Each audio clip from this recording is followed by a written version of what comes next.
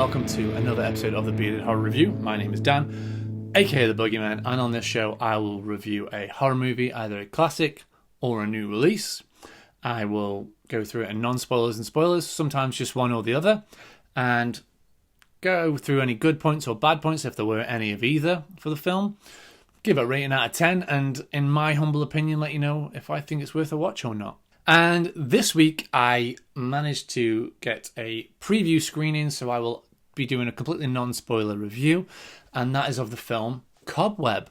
As of recording, it's not out yet in the UK. It's coming out on the 1st of September.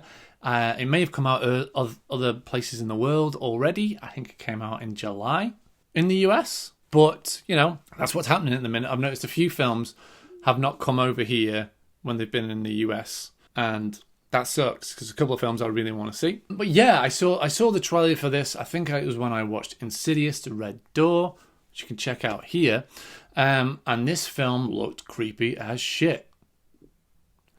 So I really wanted to watch it. And so I managed to get a preview screening. Gonna, like I said, no non-spoilers, because people haven't been able to see it yet. Don't want to ruin it. But before we go into the review, guys, just want to ask if you can leave a like on this video, comment and subscribe. If you listen to the podcast version, if you could subscribe to the channel, drop a 5-star review if you are enjoying it. You can do it in-app. All of those things really help out, really help me to grow this channel and do more content for you guys. And so, yeah, let's get into a review. Let's go nice and quick.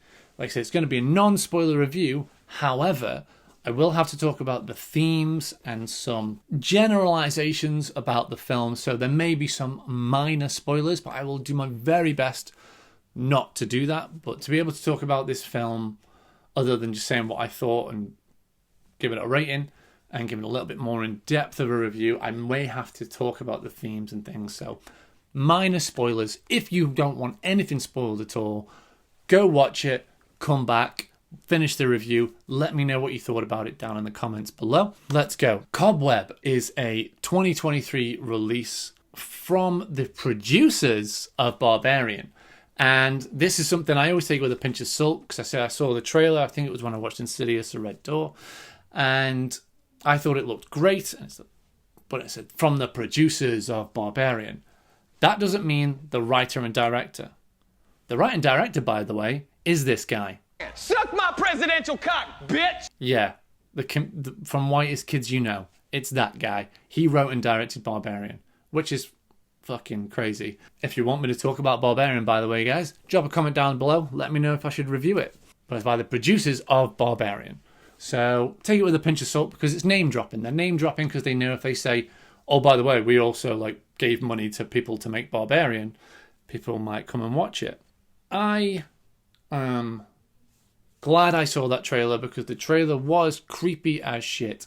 And again, something else I do when it comes to trailers, I try and see maybe one. I like to know what's coming out, but I don't want anything spoiled for me, so I avoid as much as possible. Since doing this podcast and YouTube, I have done loads more watching of trailers, because I kind of need to know what's coming out, right? But because of my review of The Boogey Man, which is what I did when it was just a podcast form, you can check it out here, I'm very skeptical about trailers. I always have been, but since then I've been more so, because unfortunately the Boogey Man showed it as being one thing and it turned out to be slightly different, in my opinion anyway. So I always take it with a pinch of salt, but I was a bit skeptical with this one. I was like, okay, it's showing me creepy as shit. Is it going to be as creepy as shit though? And it was creepy as shit. Just so you know, the film is creepy as shit, which is what I was hoping for, and I'm so glad about that. So the film, it's a 2023 release. I've actually got notes here for once, guys. I have actually learned my ADHD is kind of working with me today, sort of.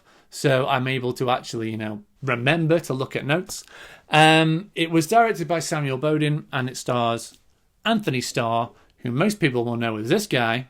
I'm stronger. I'm smarter. I'm better. But in my heart, he will always be the stray man. Got him de-sexed, didn't we, mate? Yep. And if you haven't checked out Auntie Donna, you should. They're so funny. Yeah. They're on YouTube and Netflix, and just go check out Auntie Donna. Anthony Starr is actually Australian, so that's why he knows those guys. And I just, He will always be my stray man. And it also stars Lizzie Kaplan, and she's from Mean Girls and Cloverfield. We also have Cleopatra Coleman. I can't remember seeing her in anything before this, but I'm going to check out her IMDb to see what else she has been into. Yeah, she did a really good job in this film. Here's her IMDb. Our main character is a young lad, one of the greatest names ever, Woody Norman. Such a good name. I'm a man in his 30s and I'm jealous of a child because of his name. What have I become? Yeah, so plot for the film, like I said, we're going to go non-spoilers, but then there may be minor spoilers because of generalizations that I'll talk about that happen in this film. Woody Norman plays a young boy named Peter who lives at home with his mum and dad, and he starts hearing tapping on the walls, eventually starts hearing voices in the wall, and he is scared to death, and he is telling his parents all of this, and they don't believe him. They keep telling him it's his imagination. He's making things up. He's having nightmares. It's okay. It was just a bad dream. But the way they're acting is extremely odd and sinister feeling. No more nightmares. No more. That's right. So you're left with the question of, is this actually happening, or is this actually all in Peter's head? And as any kind of film like this, the creep factor goes up and up and up as the film goes on, and we learn more and more and more. Peter is a young lad who's kind of not very popular at school. He's bullied. He's clearly having issues with school and home. The trailer, like I said, made it look very creepy, and the film delivered. Mom?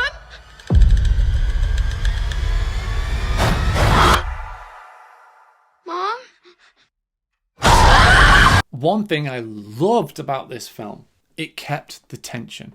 Like, the tension was kept constantly. Yeah, it rose up and then dipped off because there was jump scares and reveals and information, but it never went away. It never felt like, say, if I was watching Insidious and there's just loud music, imagery, all of a sudden kind of jump scare, or like something like The Conjuring or Paranormal Activity. That didn't feel like that.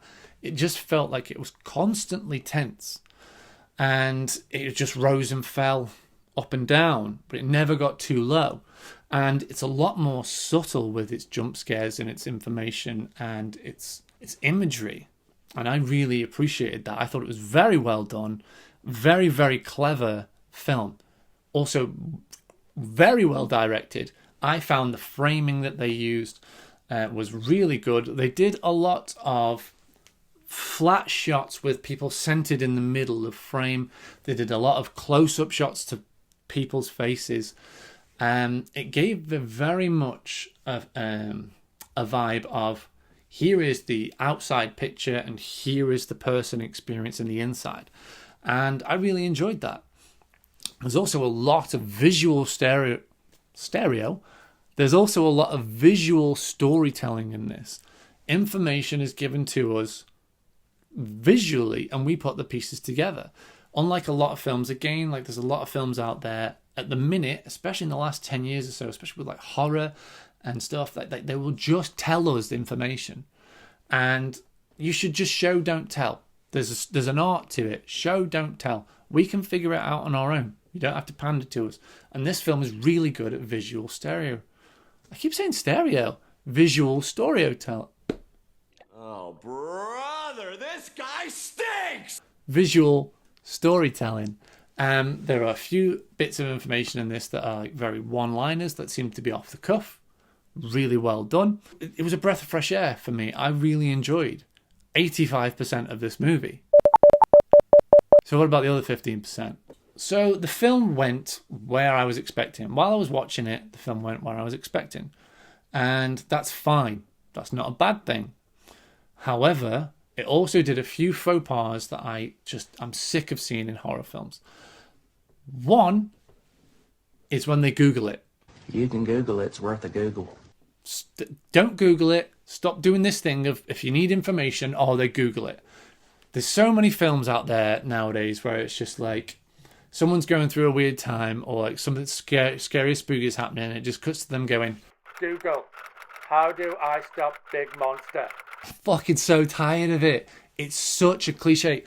People do it in their films because they don't know how to convey the information to the audience and to our main character. So they just lazily put that in. It is lazy writing. You figure out another way of doing it. Like in is it Sinister? Sinister does it really well because it's part of the plot. A guy's researching a book, and so he contacts an expert on occult symbols and stuff. That makes sense. But the amount of films where people just Google it, like, it's lazy. Be better. You're better than that! Come up with a different way of providing information. And the one that's annoying in this one is the information has already been provided to us in a different scene.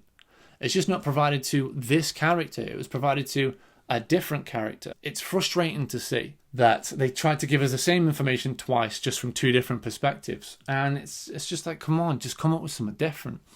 That's one of the things that bothered me.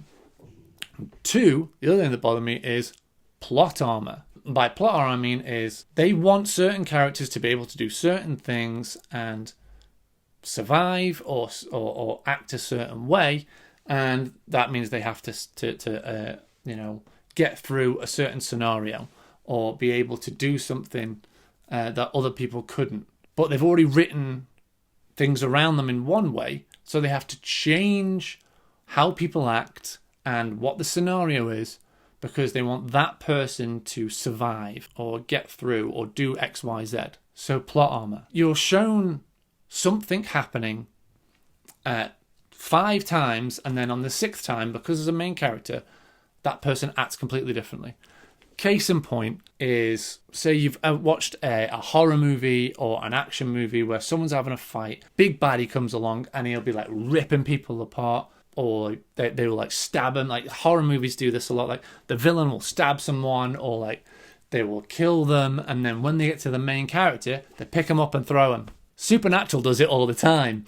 Mitch. It's just plot armor. Why didn't they do the exact same thing they did with all these other people that dispatched them? They're trying to dispatch this person just the same as everybody else. So yeah, there was a bit of plot armor things. I'm not giving away what the plot armor thing is and who it's for and what happens.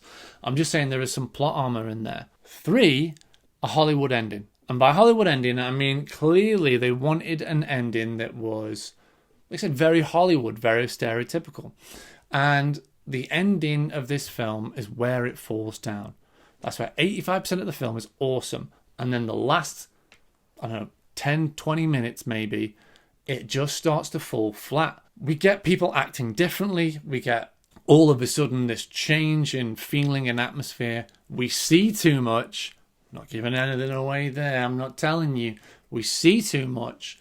And the ending feels tacked on and different. One of my favourite films of all time is The Mist, because they committed to a brutal ending that fit the entire plot of the film. And there's a lot of horror films that come out now that just don't want to do that. Now, maybe this was always the ending that they had in mind when they wrote the film. Maybe it was pressure from the studio, which is usually the case. They usually get pressure from the studio to put on a certain type of ending. They need more jump scares, or they need sequel bait, or they just need a bit more of a happier ending. And this film suffers from that. So 85% of this film is amazing, and then it's just a bit of a deflating ending, which seems to be a theme at the minute that I've talked about with films that have come out recently. It happened with my last few reviews of newer releases, which kind of sucks. But yeah, that's what's going on there. But I will say this, like I said, Woody Norman, I like to look, was fantastic in this. Really good. Very, very good child actor. Fantastic. Anthony Starr, being a psychopath, killed it as always. Everyone in this is a good actor. You know, it's a good performances all around. But unfortunately, it just falls flat in that last 10-20 minutes. But yeah, other than that, I really enjoyed this film. Like I said, the creepiness, the acting, the plot was really good. So definitely give it like an 8 out of 10. Definitely think people should go and see it, and just, you know, try not to giggle at the end. But yeah, Really good film. I really enjoyed it. Definitely go out and watch it when it comes out, guys. If you have seen it, drop me a comment down below. Let me know what you thought about it. But that's my review of Cobweb. Hope you enjoyed that, guys. There'll be more reviews coming up. The last week or so, I have struggled to get content out because I've had some issues with my disabilities, but I am getting a lot better. I'm back on track.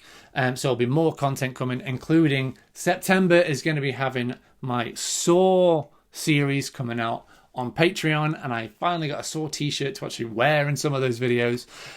So if you want to watch those exclusively, click the Patreon link down below. You can sign up for a little $3, really helps out. And if you can't do that, but helping out other ways, if you like, comment, subscribe on this video. And like I said, if you listen on the podcast, please subscribe, drop a 5-star review, let me know what you thought. And if you could share this on your social media so I get more eyes on it and people like horror films, that would be so awesome, guys. I thank every single person that watches one of these videos. I really do appreciate it so much. Don't think you really understand how much I appreciate you guys. Thank you for watching. But yeah, that's it, guys. I really look forward to the next one. And until then, happy watching.